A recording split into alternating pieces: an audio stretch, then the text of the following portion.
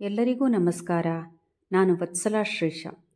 ನನ್ನ ಕಥೆಗಳು ನಿಮಗೆ ಇಷ್ಟವಾಗುತ್ತಿದ್ದರೆ ದಯವಿಟ್ಟು ಚಾನಲನ್ನು ಸಬ್ಸ್ಕ್ರೈಬ್ ಮಾಡಿ, ಲೈಕ್ ಮಾಡಿ, ಶೇರ್ ಮಾಡಿ. ಕಥೆಯ ಹೆಸರು ಬೆಂಕಿ. ಊರ ಹಬ್ಬದಲ್ಲಿ ಬಹುದೊಡ್ಡ ಅಗ್ನಿ ದುರಂತವೊಂದು ಸಂಭವಿಸಿತು. ಬಂದಿದ್ದ ಹಲವು ಊರಿನ ಜನರು ಸುಟ್ಟು ಕರಕಲಾದರು.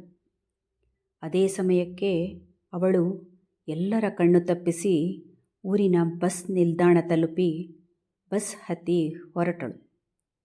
ಬಸ್ಸಿನಲ್ಲಿ ಕುಳಿತಿದ್ದ ಅವಳ ಕಿವಿಯಲ್ಲಿ ಮಕ್ಕಳಾಗದ ಸೊಸೆಗೆ ಒಂದು ಗತಿ ಕಾಣಿಸಿ ಮಗನಿಗೆ ಬೇರೆ ಮದುವೆ ಮಾಡಿಸಬೇಕು ಎಂದು ಅತ್ತೆ ಮಾವ ನಿನ್ನೆ ಆಡುತ್ತಿದ್ದ ಮಾತು ಕೇಳಿಸುತ್ತಿತ್ತು. ಊರಿನ ಗೌಡರಾಗಿದ್ದ ಮಾವನ ಕ್ರೌರ್ಯ ಹಾಗೂ ಅವರಿಗಿದ್ದ ಹಣಬಲ ಪ್ರಭಾವ ತಿಳಿದಿದ್ದ ಅವಳು ನಡುಗಿ ಹೋಗಿದ್ದಳು.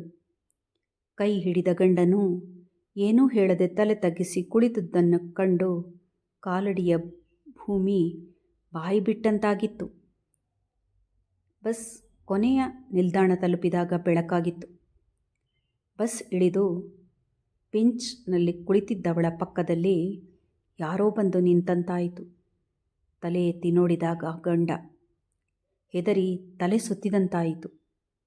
ಅವನು ಅವಳ ಮುಂದೆ ಅಂದಿನ ಪೇಪರ್ ಹಿಡಿದ.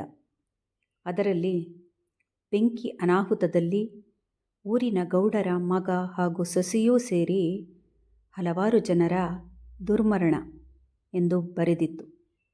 ಅವನು ಅವಳ ಕೈ ಹಿಡಿದು ಅಪ್ಪನನ್ನು ಎದುರು ಹಾಕಿಕೊಂಡು, ಅಲ್ಲಿ ಬದುಕುವುದು ಕನಸಿನ ಮಾತು, ಆದರೆ ನಾನು ಕೆಟ್ಟವನಲ್ಲ, ನಡಿ, ಇನ್ನೂ ದೂರ ಅವರ್ಯಾರೂ ಕಾಣದ ಜಾಗಕ್ಕೆ ಹೋಗಿ ಬದುಕು ಸಾಗಿಸೋಣ. ಅವನು ಅವಳೆಡೆಗೆ ಕೈ ಚಾಚಿದಾಗ ಅವಳ ಕಂಗಳಲ್ಲಿ ನೀರಾಡಿತು. ಮೃದುವಾಗಿ ಅವನ ಕೈಯೊಳಗೆ ತನ್ನ ಕೈ ಇರಿಸಿದಳು. ಬದುಕಿಯು ಸತ್ತಿರುವೆನೆಂದು ತಿಳಿದಿರುವ ಅಪ್ಪ ಅಮ್ಮನಿಗೆ ದ್ರೋಹ ಮಾಡಿದೆನೇನೋ ಎಂದು ಅವನಿಗೆ ಅನಿಸಿತು. ಆದರೆ ಮನಸ್ಸು ಇದೇ ಸರಿ ಎಂದಿತು. ಧನ್ಯವಾದಗಳು.